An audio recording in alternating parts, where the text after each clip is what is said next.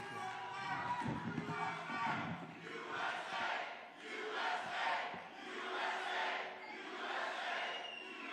Such great spirit.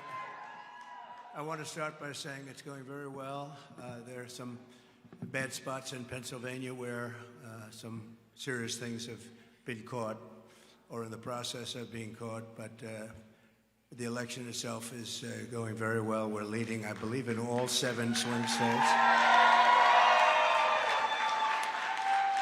So I appreciate everybody's work, and the spirit is unbelievable. I don't think there's ever been anything like it in our country's history, frankly, because we want to see our country get better.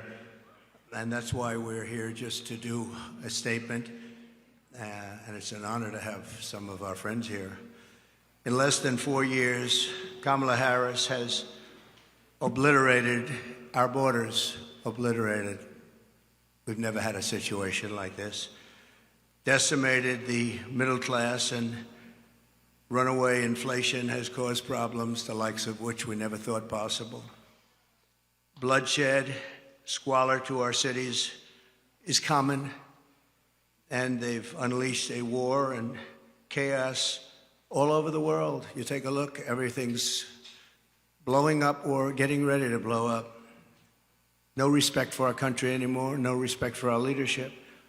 No person has caused so much destruction and death at home and abroad should ever be allowed to be the President of the United States. You can't have that. Can't have that.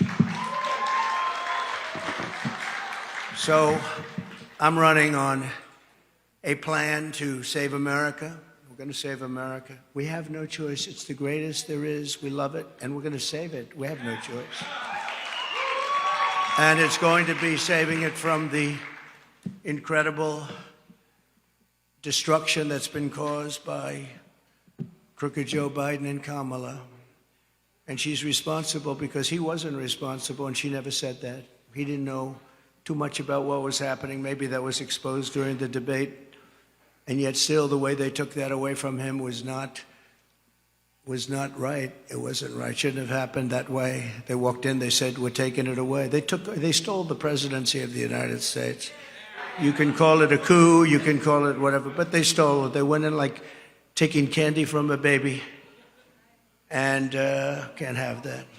And she's running on a campaign of demoralization and really a campaign of destruction. But really, perhaps more than anything else, it's a campaign of hate. It's a campaign of absolute hate. And, you know, I said yesterday that she's a vessel. She is a vessel. It's a very big, powerful party with smart people. I have to be smart. But it's vicious. They're vicious, and they're perhaps even trying to destroy our country. Because who would want open borders where millions of people can flow in from prisons and from gangs, the worst gang members anywhere in the world? Who would want this for our country? Who would want all of these transgender operations all over the place, like at will? Even if you're in detention, I want a transgender. These are things she stood for. Who wants to defund the police? She's wanted her whole career to defund the police. She only changed recently. She changed on 15 different items. Fracking. She was against fracking at the highest level. Wouldn't even think about it. Now all of a sudden, oh, I'd like fracking very much. But they change after the election in about 2 minutes, and I think Pennsylvania understands that.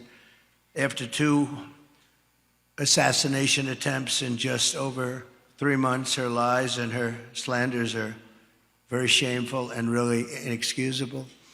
And I can say that if I were president and somebody was being threatened, openly threatened, like they've threatened me, I would say, if you do that, even if this was an opponent who I disliked, if you do that, we will obliterate your entire country, and it would all stop. But they wouldn't make that statement. They won't make that statement. And essentially, that statement has been made by other presidents, even concerning their opponents, as you know. Today, we're going to talk about the real character of Kamala, and a person who is no remorse for the anguish she's inflicted upon families all across America. On the contrary, I have to tell you, Kamala intends to conflict and keep this misery going, and she's going to keep it going as long as she can, because that's the only way she can get elected. She's going out and only criticizing, talking about Hitler and Nazi, and because her record's horrible.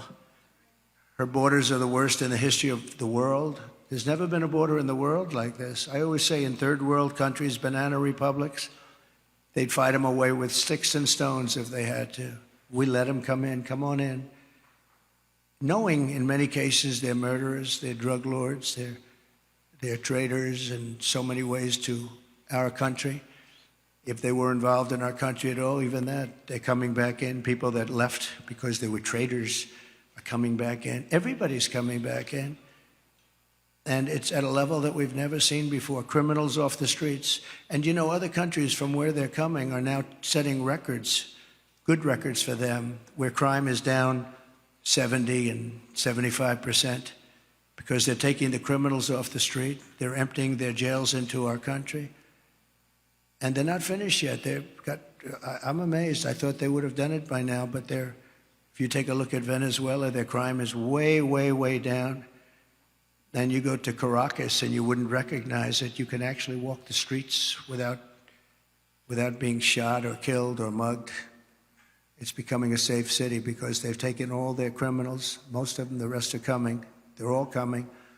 They've taken their drug dealers and they've put them into the United States of America. Thank you very much, Kamala. I appreciate it. But she continues, and she will continue this misery, and her policies have caused such harm and such pain. And the three great people up here with me are going to just discuss that for a little while, about what's happened to them, how their lives have been shattered. I'd like to begin with the story of one mother whose life Kamala has utterly destroyed this life.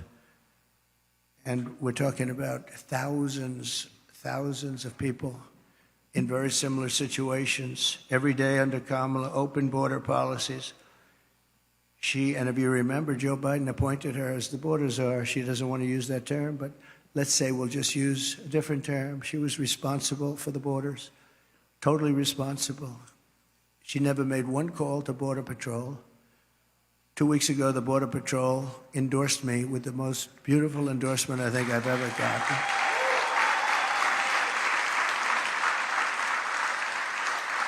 And in all fairness, they've endorsed me every single year, but they've endorsed me again, and they endorsing me, saying I was the best president we've ever had and the best president by far on the border. They said that, and this is not easy for them to say, they said that she was easily the worst person ever to work with them on the border, most incompetent, the least caring. Think of it.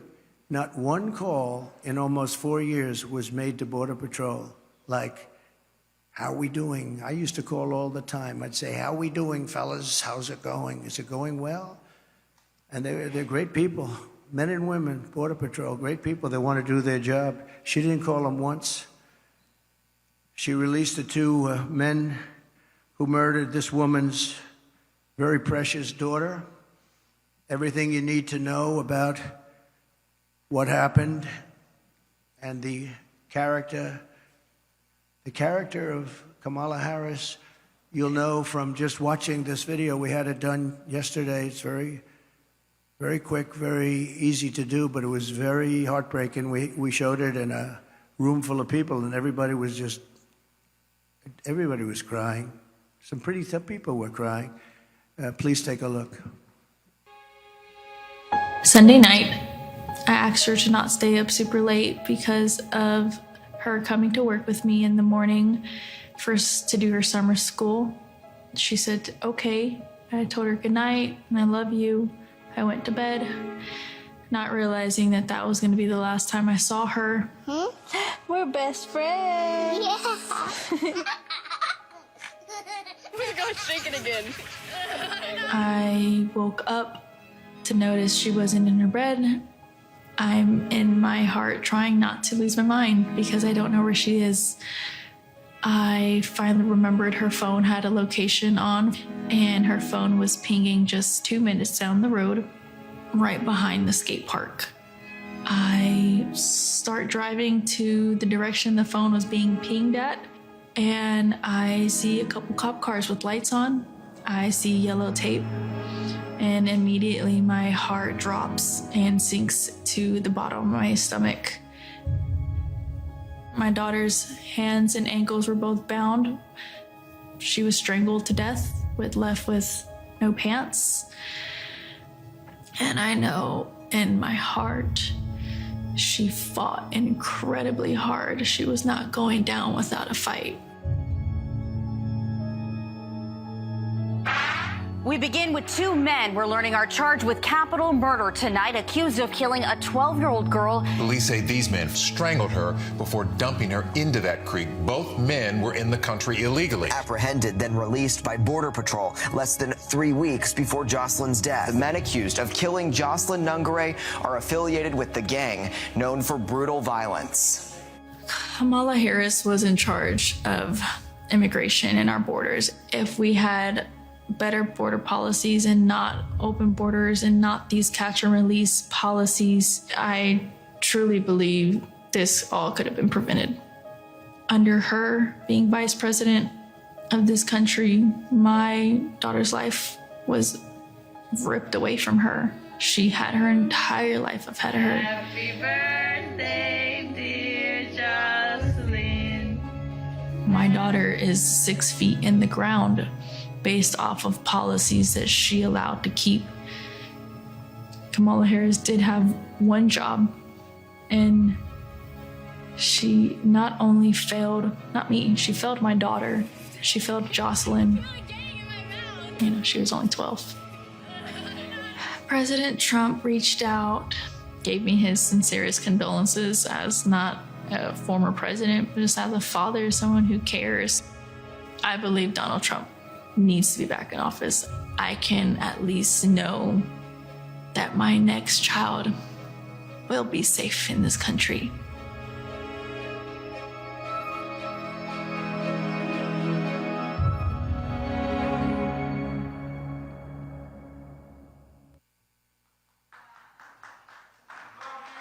Thank you very much. So I know we talk about inflation and the economy, but to me, there's nothing more important than the fabric of our country being destroyed by people placed there, violently placed there, as far as I'm concerned, foolishly, stupidly placed there. I think what's happening on the border is the single biggest issue, and I'm seeing it more and more when I speak. I see it more. Inflation's terrible. It's hurting our country. It's just decimating our seniors.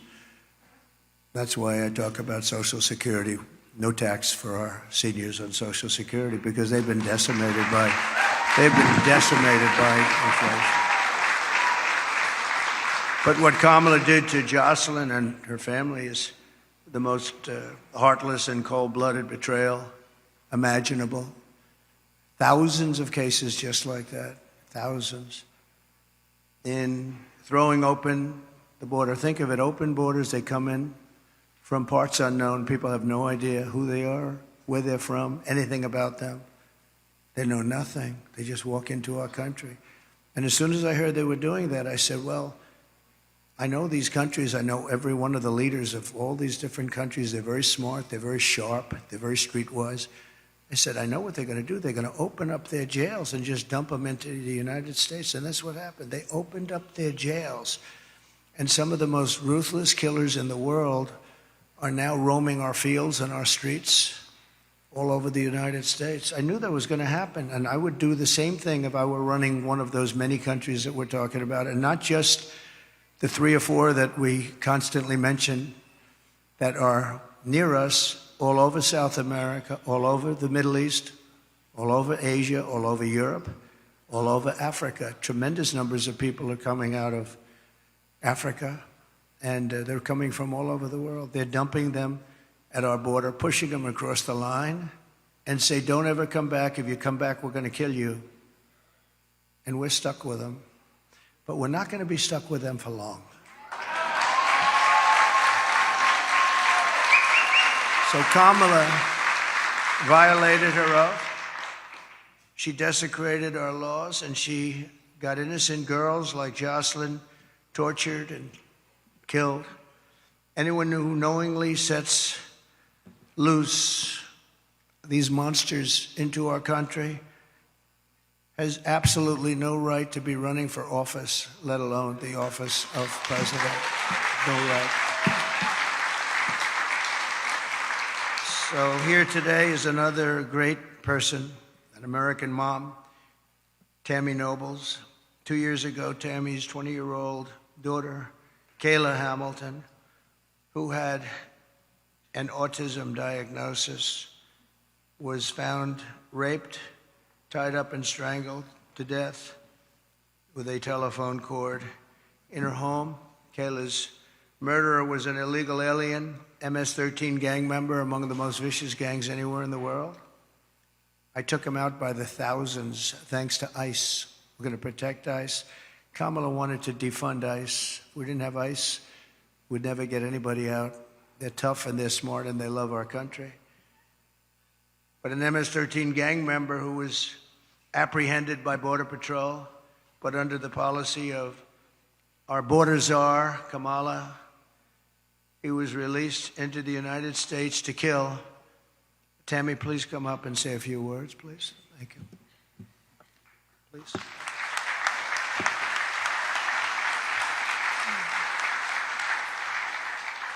I just wanted to say that Homeland Security did not do their job. Health and Human Services did not do their job. The Biden-Harris administration did not do their job. If they would have done their job, made that one phone call to El Salvador, my daughter would still be alive today. Kayla was a very beautiful young lady inside and out. She was independent, learning to become independent. She had 2 jobs. She overcame obstacles dealing, with autism and was able to find a job that she loved. She loved animals, especially her cat Oreo, and she cared about the homeless. She loved God and she loved going to church. And her life was just ripped from her 3 days after she celebrated her 20th birthday. Thank you for having me here today.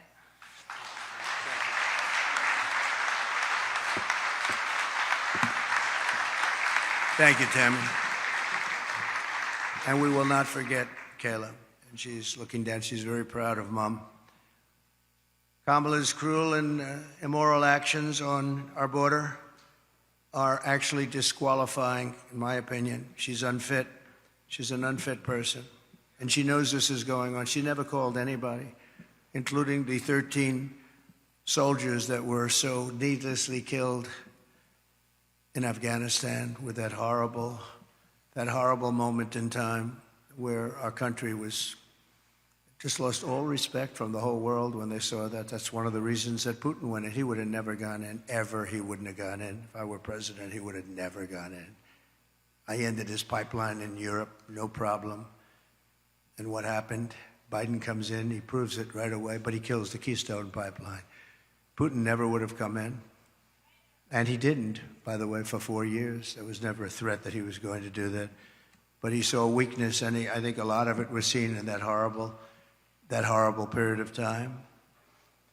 She is also aiding and abetting the cartels, allowing vast quantities of deadly drugs to pour unchecked into our country. And remember this, they now have an app. You call the app and you bring whatever you want, you bring them over, they'll tell you exactly. Can you believe it? They have an app. And they have airplanes, big, beautiful Boeing airplanes flying back and forth over our border. They were saying, where are those planes coming from? Where are they going? They were loaded up with migrants. They're dropping them out in the Midwest. They're dropping them all over the place. And I will tell you, if you look at Aurora in Colorado or in Springfield in Ohio, they dropped 32,000 illegal aliens. They tried to give them legal terminology, but it's not. illegal aliens, 32,000 into a 50,000 person town, beautiful town, no problems. And now they don't know what to do. And they want to be nice, and the mayor wants to be nice. His big thing is to get interpreters because they don't speak English. It's very hard to get interpreters.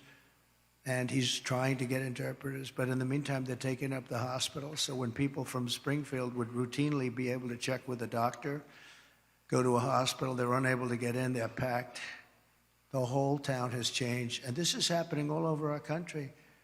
Aurora probably is an even worse situation because you have the meanest, worst gang from Venezuela in the world, probably, maybe as bad or worse than MS-13. And they've literally taken over the town. They've taken over large sections of the town. They've gone into the real estate business. They've taken over apartment complex. They took over a number of complexes where the people are paying them rent. They've become the landlord. Isn't that nice? And they're rough, tough people, and they have the latest weapons. They have military-quality weapons, and everyone's saying, where did they get them? We got to get them out of here. We're going to get them out fast. We're going to get them out fast. So today, I'm announcing that for the first time under my administration, we will be seizing the assets of the criminal gangs and drug cartels. And we will use those assets to create a compensation fund to provide restitution for the victims of migrant crime, and the government will help in the restoration. The government will help in the restitution, but something has to be done, and we're going to get it done. Kamala has also caused untold misery through her destruction of our economy. Our economy is not, this is just, it's like a fake economy. Some of the best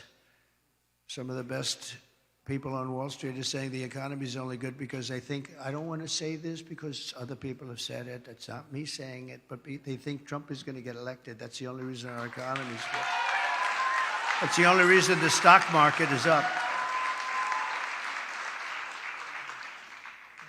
Scott is here, I think, someplace, and he's one of the most respected people on Wall Street. He's actually made a very big point of it, that the stock market is only doing well because of the fact that they think Trump is going to win the election. So we'll see. But Kamala cast the deciding votes that caused the worst inflation in our lifetime, maybe the worst inflation we've ever had, because I don't think I know for a fact they're not adding all of the numbers. If they did, I think it's the worst inflation probably in the lifetime of the country. And it's costing typical American families over $30,000. Nearly half of Americans now say they're broke. Think of that. Half of Americans are saying they're broke. They have no money. 2/3 say they're living from paycheck to paycheck, and that's a record. We've never had that. To that extent, we've never, ever had that. Millions of Americans are lying awake at night, worried about how they'll pay their bills because Kamala wrecked their family finances, and she's done that. She's done nothing good. They have done nothing good. And I speak of Kamala, but it's partially Joe, but Joe's out of it, Joe's sort of out of it. He's been out of it for a long time. Now she wants to raise taxes for the typical family by $3,000 a year. She's got no empathy for the hardworking Americans whose dreams she's killed, and said recently that there is not one thing that she would do differently from Biden. That's only because she choked. I'm sure she could have come up with a couple of things if she really thought about it, because there's been so much destruction caused by the Biden administration. One of the things that people don't talk about, and the news never talks about, they don't talk about, as an example, Afghanistan, but this is something that's incredible, because when you think of the numbers, 325,000 children are missing, dead, sex slaves, or slaves. 325,000 children who came in through the open border are now missing. Many of them are dead, and nobody talks about it. I said this must be a mistake. This can't be possible. When I read it, I said, this can't be. You're talking about take your largest stadium and fill it up many times. That's what the kind of numbers are. Here today is Michael Copy, a small business owner who runs a dry cleaner and is struggling to get by because of what Kamala has done to his business. They've destroyed small businesses in this country. Michael, please.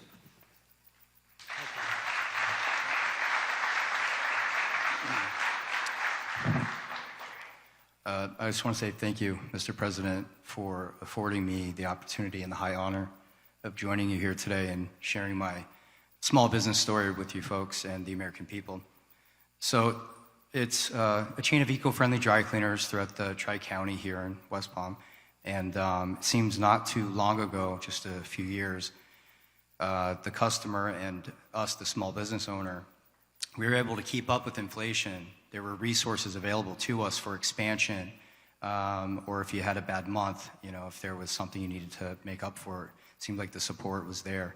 And now, just a few short years later, it seems like all of those resources have dried up. The support's no longer there.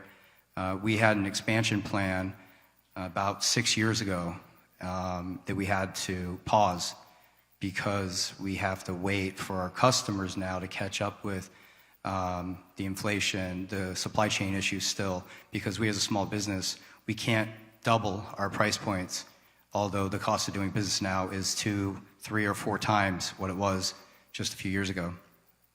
So we've had to get creative. Our industry, probably 30% in the dry cleaning industry, never survived COVID. And just recently this summer, I was contacted, my wife and I, by another local dry cleaner here in West Palm. They were asking advice. So husband and wife been there for about 35 years. Their lease was up, and the landlord was doubling their rent, which would have meant that that's what they've been paying themselves for probably the better part of 20 years. So they had to make a decision. Do they hand the keys back, or do we get creative, work together, pool resources? And so what we did was we figured out the right price point for them, but we did their cleaning for them, at least until we figured it out. And so they were not able to pay their operations. They couldn't keep that going, but they were able to save their business by strategically partnering. And by the end of summer, I think I was contacted by about 12 other local dry cleaners saying, can you guys help us also, because we're going through the same thing. Thank you. And it seems now, so the delta between the reality of what inflation is right now and we have in front of us, the reality of that and the small business owners' capabilities, that delta is too great.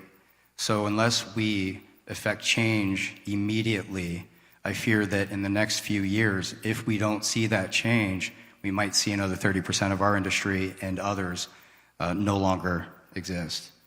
So I just want to say thank you again, Mr. President, for allowing me to share my Go Green Dry Cleaner story, and thank you.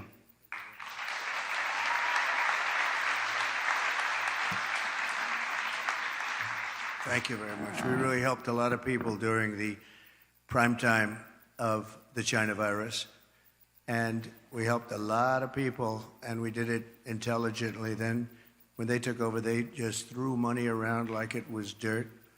And as you know, the recent monster hurricane, Helene, just wiped out so much. If you look at the different states, North Carolina, Georgia, Alabama, South Carolina, Florida, Tennessee, it was just devastating. And the response was the worst since Katrina, but really a lot of people think it was much worse than Katrina.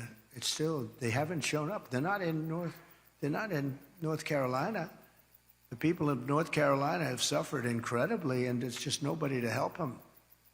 FEMA has been a total disaster. We had FEMA that was fantastic when we did this, because we had our hurricanes too. We had some bad ones, but we did a great job with it. It's not there. And then you see that they, originally blamed, and then they tried to take it back, but it was a little late. But they said that the money was spent on bringing illegal migrants into our country. They spent close to $1 billion, and these were funds that were spent. And you have to say, I was in North Carolina recently, and I looked at devastation that was just, it was just unbelievable. There was nobody there from the federal government. The local people have done incredible things. Franklin Graham has done incredible things. He's been amazing. But there was nobody there. So we're pleased also to be joined by Christy Shamblin, person I know and I've gotten to know over the last year or so, the mother-in-law of fallen Marine Corps Sergeant Nicole G. Nicole made the ultimate sacrifice during the disastrous withdrawal. Not that we were withdrawing. I was going to withdraw, but we were withdrawing with dignity and strength and power, and we were going to keep Bagram, the big air base, because of the fact that it was so close to where China makes their nuclear weapons. 1 hour away. We should have kept it, and we didn't do that. But the way they withdrew, they took the soldiers out first. No, you take the soldiers out last. I went 18 months without one soldier. I spoke to Abdul, the leader of the Taliban. We went 18 months without one soldier even being shot at, no soldier being killed for 18 months. And then we left, and you had this group of incompetent people take over. Guys like Milley should have been fired. They should have been fired. Anybody that was involved with that disaster should have been fired.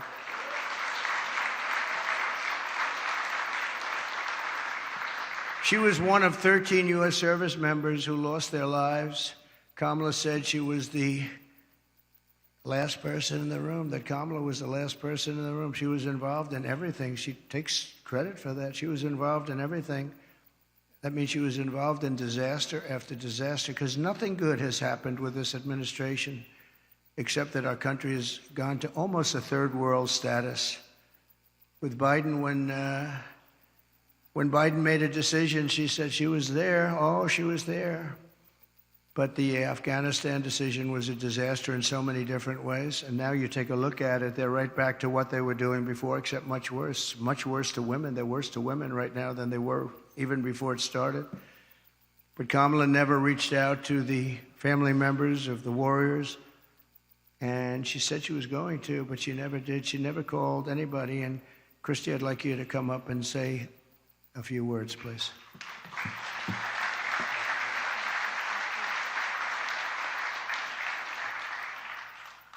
Hi, good afternoon, good morning.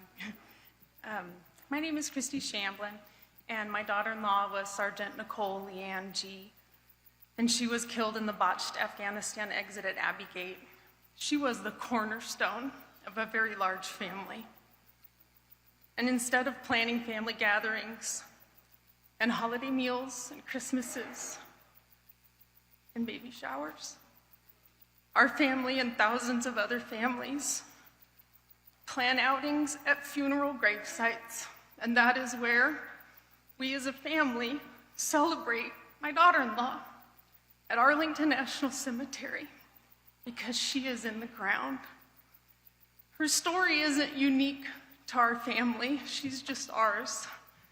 There are thousands and thousands and thousands of wounded veterans who came home from that war, who need our help and who are ignored by our current administration.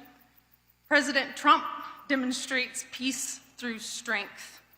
I know what he told the Taliban when he was negotiating with them, because I've made it my business to know. And what he said to them when he was negotiating with the Taliban, he said, "I will kill you if you harm one hair on one head of an American."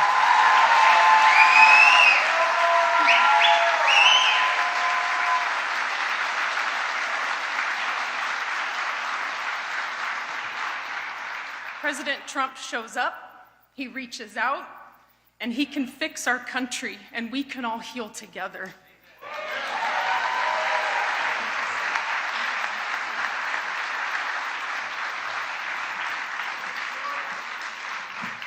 Thank you very much. It's so sad. So many cases like this. Nobody should have died.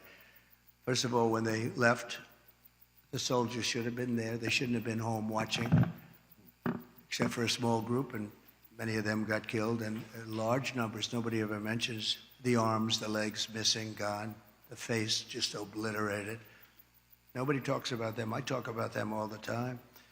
But I want to thank you, Christy, and we'll carry Nicole's memory in our hearts forever. The full consequences of Kamala's 4-year reign are almost too terrible to discuss or contemplate. We're coming to the end of a great campaign. I think we've had a great campaign.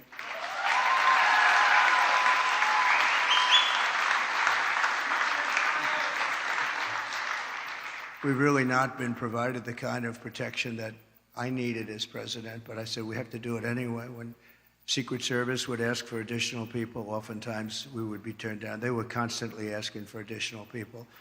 And I found Secret Service to be very brave. When I was hit and went down, they were right on top of me within seconds. I tell you what, those bullets were flying right over my head. I heard them.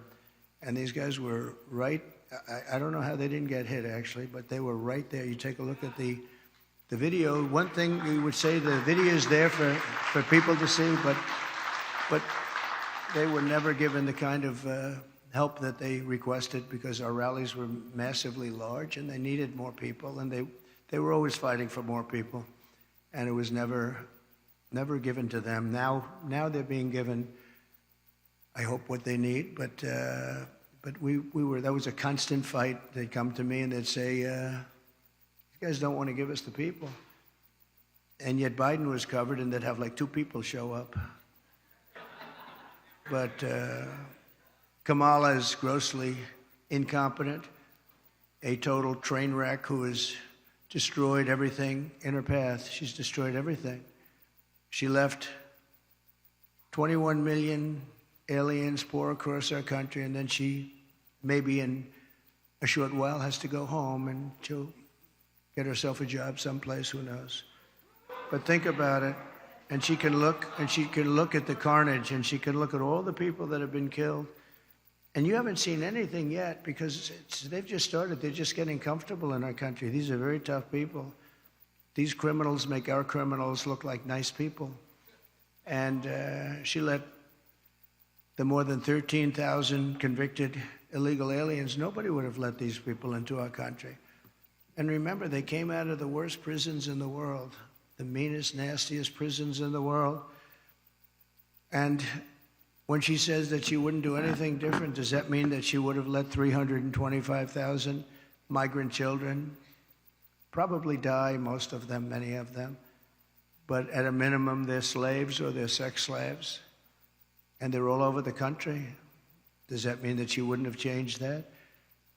Does that mean that she wouldn't have changed so many of the other things that led to so much death and destruction and even financial destruction of our country itself? We could end up in a depression because of what she's left with us. They are the worst combination president, vice president in the history of our country. And I often say Jimmy Carter's a happy man because his administration, by comparison, was totally brilliant. It was brilliant.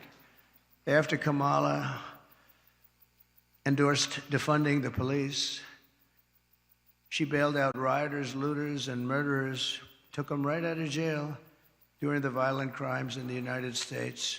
Remember, that was in Minnesota. Minneapolis was burning down. It was burning to the ground. I watched the CNN announcer say, "This is a friendly group of people." And over his shoulder, the entire skyline was burning. I've never seen it, but that's the fake news. But violent crime in the United States is up 37%. All of these different crimes are up anywhere from 37 to 105% over a very short period of time. And it's almost like nobody even cares about it. Very simply, Kamala Harris is not fit to be your president. We can't have it happen. We can't have it happen.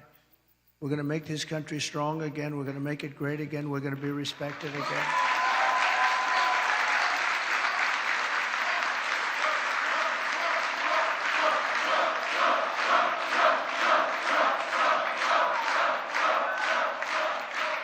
Her message has been a message of hate and division, and my message is about saving our economy, securing our border, bringing together the greatest and broadest coalition in American history. There's never been a coalition like this. Everybody's included. And on issue after issue, she broke it. They broke it together. But for purposes of this election, she broke it. Can't let her go. And I'm going to fix it, and I'm going to fix it very fast.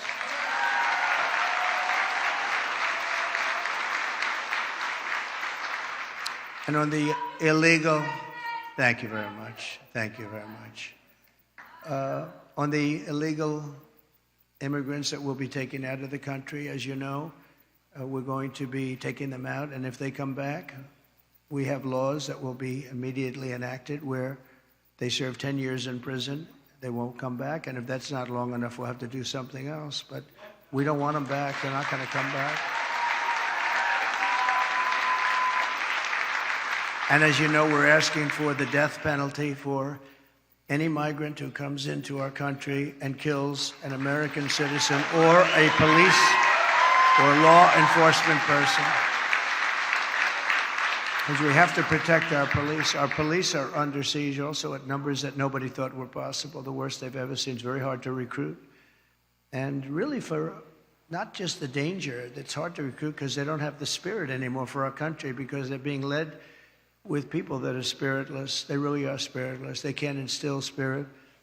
But so that's any citizen, they get killed, it's a death penalty, and that includes police or law enforcement officers.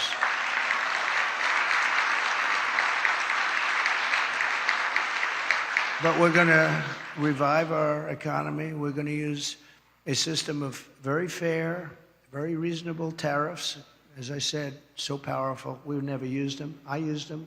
China paid us hundreds of billions of dollars, and no other president's gotten 10 cents from China. China had a free ride, but so did many other countries. European Union is taking advantage of us. They don't take our product, and yet we take their product all over the place. We take their farming product. We take their cars left and right, right? BMW, Mercedes-Benz, Volkswagen, millions and millions. They don't take our cars. I said to Angela Merkel at the time, Angela, how many Chevrolets do we have in Berlin? Why? I don't believe you have any. I said, you're right about that, Angela. Well, we're going to change it. But they don't take our product. We have a deficit with them of over $300 billion. Think of that. And people think of them as friendly, but they're very tough and very, very fair. I mean, look, they united in order to take advantage of the United States. That's why they united. That's why they formed their coalition.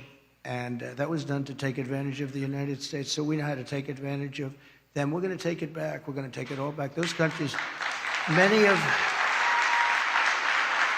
those companies will be coming back. They'll be coming back because when they're told that they're going to have to pay a 25% tariff or 50% or 100%, we saved our steel industry when I imposed large tariffs on China steel coming in. They were dumping steel here by millions and millions and millions of yards of steel like nobody's ever seen. Our steel businesses were going out of business. We can't lose our steel industry.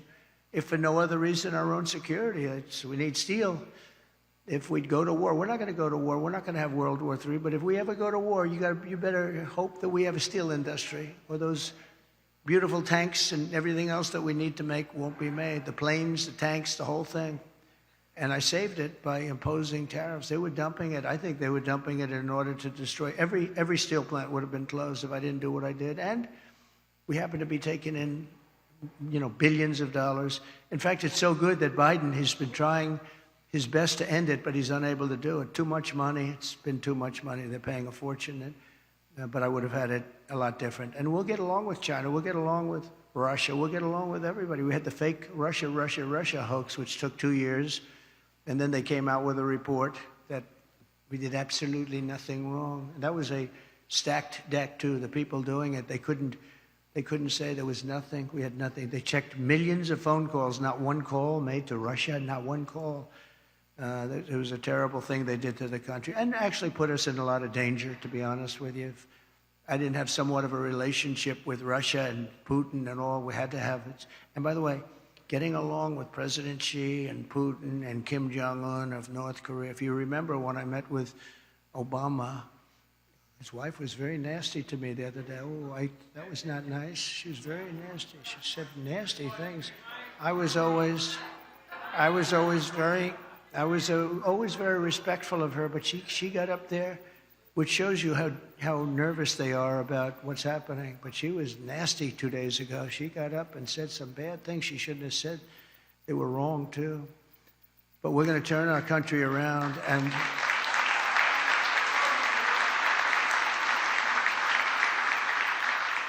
we're going to pay a lot of respect to the three representatives, because that's what they are. They're representatives of millions of people. I mean, the businesses, so many businesses are just dying right now. There are millions and millions of people. They're representative of, and our wounded and our hurt soldiers, we have to take care of them. They came back from Afghanistan. Boy, nobody talks about them. They just don't talk about them, but I talk about them, and we're going to take care of them. You know, we had the greatest success with the VA, the Veterans Administration. We had a 92% approval rating. We got it so they had choice because they were waiting 4, 5, 6. They were waiting 4 or 5, 6 months, 7 months to see a doctor. And I came in and I got, with the help of some of the great Congress people that are here, we have some great ones. Thank you very much. Thank you. Thank you. We've got quite a few of them. And I didn't even tell them to be here. They want to be here because they know exactly. Oh, yes, very good. We have one of the greats. But they wanted to be here. A lot of people wanted. I didn't tell anybody to be here, actually. But they wanted to be. But we have to take care of our military. Think of this. Soldiers who are waiting 6 months to see a doctor. Can you imagine yourself? You don't feel good. You could be cured with a pill or with a shot or with something very minor, like a minor operation, and after 6 months, you're now terminally ill. So I made it, and they've been trying to do this for 48 years. I made it. We call it choice, like school choice, which is also a very good thing, by the way. But we call it choice, where you have your choice. You go to a doctor. If you have to wait more than 1 day, you go outside, you get a doctor, you get yourself fixed up, and we pay the bill. And it's been unbelievable. I heard just the other day for the first time that Kamala and Biden are trying to destroy that. They're trying to make it so that you have to wait for 6 months again, back to where it was. We had a 92% approval rating, and now if they go back to that, you were going to have. I did another thing. You weren't able to get, because of civil service, you weren't able to get fire people. If somebody was a degenerate, if somebody was terrible, if they treated our heroes badly, we want them fired. We want them fired immediately. But we were unable to get them fired because they were protected by unions and by civil service. And I had it passed in Congress, which people have also been trying to get. And we were able to fire 9,000 people out of the VA and replace them with people that love our heroes, as opposed to sadists. We had sadists. We had sick people. We had sadists in there that really harmed our great people, our great veterans, and we were able to get rid of them. We got them out, and we replaced them with people that can love and take care of these wonderful people that served us so well. So we did good. We had a 92% approval rating. They've been in the 40s and the 30s, and now it's heading back in that direction, I'm afraid. I hear they want to dismantle everything. And it's almost like you'd say, why? Why would they do that? Why would they do that? And yet they'll spend, you can't say money, because they give away hundreds of billions of dollars to anybody that needs it, but they won't take care of our veterans. They won't take care of our people. They won't take care of our soldiers. They won't take care of our elderly. They won't take care of anybody, but they give every time certain people come to town, they walk away with $100 billion for countries that many people have never even heard of. So I just want to tell you, this is a campaign that's been long and hard. I've been on the road or campaigning for 58 straight days. I haven't taken a day off. I'm proud of that.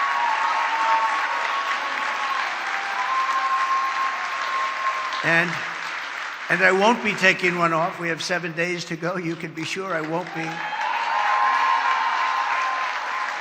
And do many, many things every year. And I just want to end by, I've watched their commercials, and they're really fraudulent. They'll say, he doesn't want to frack. I've wanted to frack always. They'll say, everything exactly the opposite. Oh, I want to destroy Social Security. No, they're going to destroy. I'm the one that saved it. And for 4 years, we made it even better. I'm the one, and I didn't raise ages. I didn't do the things that they're going to do because they're allowing millions of these people to go onto Social Security, Medicare. They're going to destroy it. She's going to destroy the whole country because it's not sustainable by any country. But the ads and the statements that they make are exactly the opposite. They will say, oh, I'm going to raise taxes. He is going to raise taxes. Just the opposite. I'm going to lower taxes, and I have done that, but I'm going to lower taxes, and she's raising taxes by 30, 40, and 50%. But they'll have a commercial. And I just say this to you because I hope people understand. These people lie. They lie. They're very disingenuous. And we are going to finish up our campaign. And it's interesting because I haven't taken any time off for a long time. I tell you who can tell you about that, all the people that follow us, including the people in the campaign, but including Secret Service, who has been working very, very hard. I will tell you, they've really been working very hard. And yet a couple of days ago, she took off, and then she took off again and again and again. I say, how many times? You know, you're running for president of the United States. You had, like, at that time, about 20 days left. How the hell do you take off, right? You got to work. You got to work. So she says her teleprompter broke. Yeah, well, she better hope it doesn't. You know, they break. And if you don't know how to do it without a teleprompter, you got a problem. And she doesn't know how to do it without a teleprompter. So I just wish they'd stop lying because the lies are vicious. And probably some people believe them. But the good news is 7 states, Republicans never lead in the early voting because for whatever reason, it's habit or it's a certain security they feel in going to the booth. They believe in principle. But we never lead in. I don't know if we've ever led in early. Every single state we're leading in. Every single state. At an early. And we don't need all of them, but at an early. And some states are in play that nobody thought would ever be in play. But I think people are seeing because, again, we're the party of common sense. We're the party of common sense. And we want to have strong borders. We want to have great elections. We want to have fairness. We don't do things like, we're not going to have men playing in women's sports. I mean, that's okay. So we're the party of common sense, and we're the party of fairness, and we have a coalition. Nobody's ever seen anything like, I don't think anybody has ever seen anything like what happened the other night at Madison Square Garden. The love in that room, it was breathtaking, and you could have filled it many, many times with the people that were unable to get in. But politicians that have been doing this for a long time, 30 and 40 years, said there's never been an event so beautiful. It was like a love fest, an absolute love fest, and it was my honor to be involved. And hopefully, you know, they started to say, well, in 1939, the Nazis used Madison Square Garden. Well, and you know what? But can you imagine it? In 1939, the Nazis, they would. But how terrible to say, right? Because, you know, they've used Madison Square Garden many times. Many people have used it, but nobody's ever had a crowd like that. And I tell you what, right now, nobody's ever had love like that. That was love in the room, and it was love for our country. It was really love for our country. So we're going to fight like hell for the next 7 days, and then hopefully...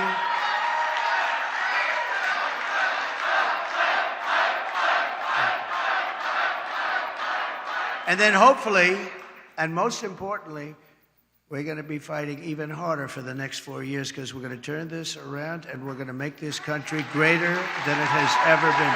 Thank you. Thank you very much. Thank you. Thank you.